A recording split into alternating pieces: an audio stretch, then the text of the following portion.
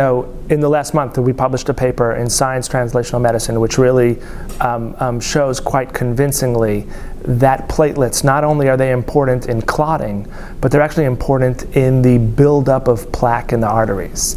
Now, to me, that's a real fundamental change of how we think about platelets, because we all know that when you cut yourself, right, you don't bleed because your platelets are working, right? They cause blood clots. What we show is that not only are they important in a blood clot, but they're important in just the actual buildup of plaque.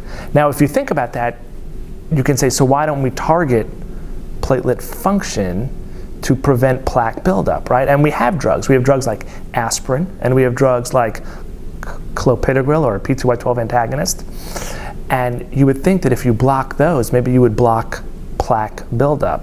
So we show in this paper that unfortunately, platelets are working using a different strategy, which means while platelets are really important in terms of plaque buildup, but using aspirin or clopidogrel to inhibit platelet function does not target that pathway.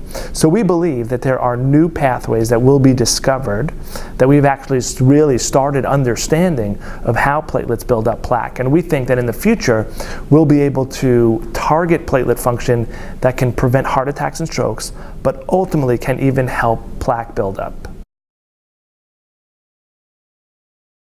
So our laboratory is actually very much involved in this question, right? So we know that platelets, for decades, people thought platelets were important in heart attacks and strokes.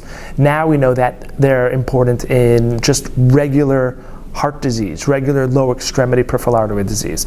We have grants from the National Institutes of Health looking at platelets in diseases like lupus and psoriasis and HIV. So I think a better understanding of how platelets work can not only help prevent heart attacks and strokes, I personally think it will be able to really stem the inflammatory nature of diseases like lupus and psoriasis. And we have a lot of ongoing work that is trying to understand what the specific targets are and hopefully to really target those. And I think in the future that is where we will be going.